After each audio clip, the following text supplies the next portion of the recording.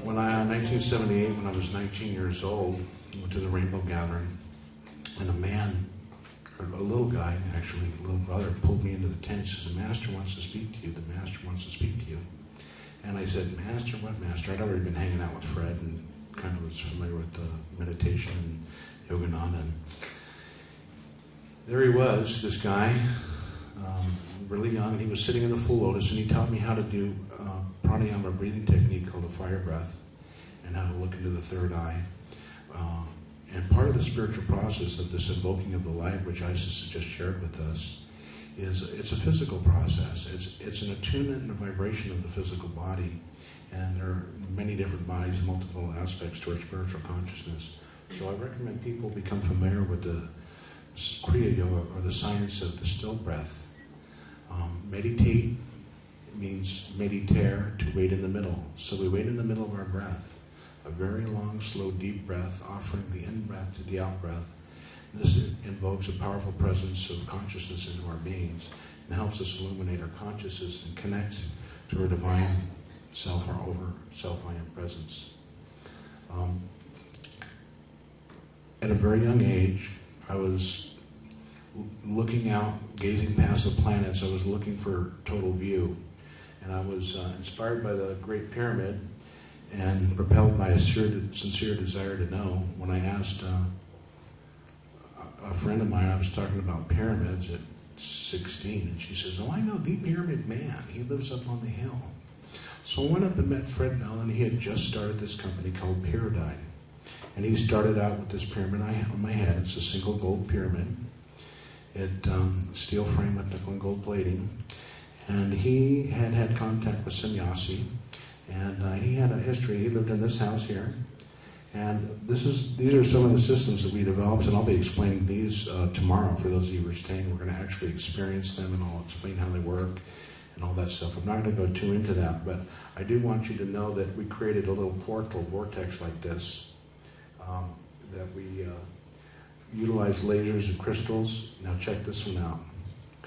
That's a portal inside one of these quad systems, utilizing pyramids, lasers, and crystals. You notice a little UFO there? That's actually a vortex. The pyramids actually settle into the building there. And I was having experiences inside this at a very early age. Anyway, this is Nikola Tesla. And Fred was very much into him. He was a Venusian, developing very high technology. Fred was a scientist of a very high order. And when he was 8 years old, just a little history on him, his great uncle invented the telephone. His father invented the automatic transmission and the alternator with Henry Ford. So when Fred was 8 years old, he was hanging out with Bob McCulloch of McCulloch Engines, Bob Johnson. One of his ancestors was Ethan Allen and started the Revolutionary War. But at this age, Fred was repairing television sets, which were huge. They had the big tubes. And then he was eventually conscripted into the Air Force. And an interesting story on this motorcycle was when he was stationed in Arkansas.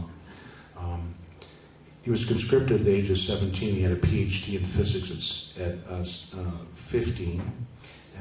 And he was studying the shockwave of the atomic bomb at the University of Michigan.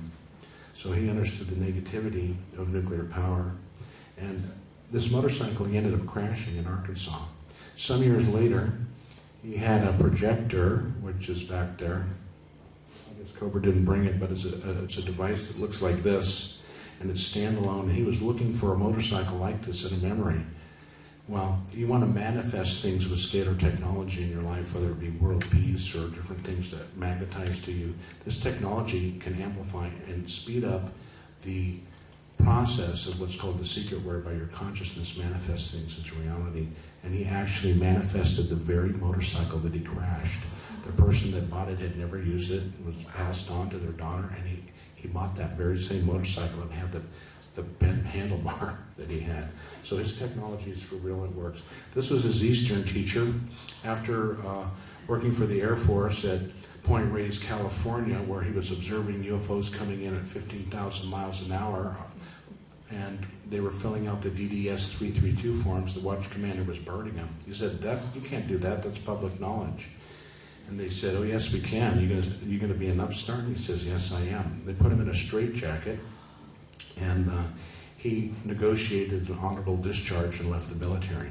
He then went to work under Wernher von Braun at NASA, and during this time he had an Eastern teacher. This man's name was Syringe of Roy. Pyramid energy, which we used, is progressive energy transfer through geometric focusing and dynamic electrical amplification over a measured plane of coordinates.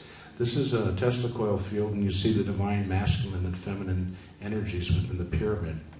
The pyramid principle is a principle of matter made flesh. There's a life force, there's an aura. Your body also has a life force, an aura, and a generated field. And that's a lot of what our tachyon energies and our consciousness is about. It's literally raising the vibratory frequency, the auric template of the body. And we have some struggles, there's some things going against that.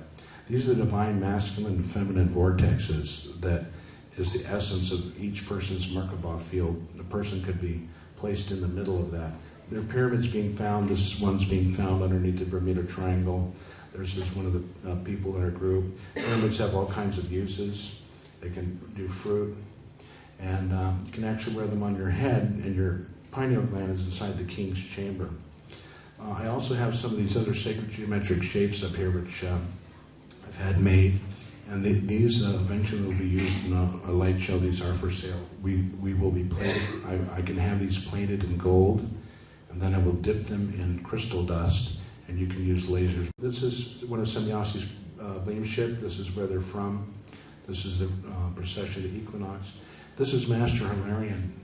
And some of my out-of-body experiences, I wasn't very grounded. Fred wasn't explaining to me, and a very famous contactee named Gabriel Green told me to come to the desert. I'm going to make this story real short because it's on Coast to Coast, and I have many other things I want to share tonight. But he basically sent a teacher to me who was a military resistance member movement guy. He was working in one of the government joint alien reptilian abduction bases, and he defected and chose not to work for them.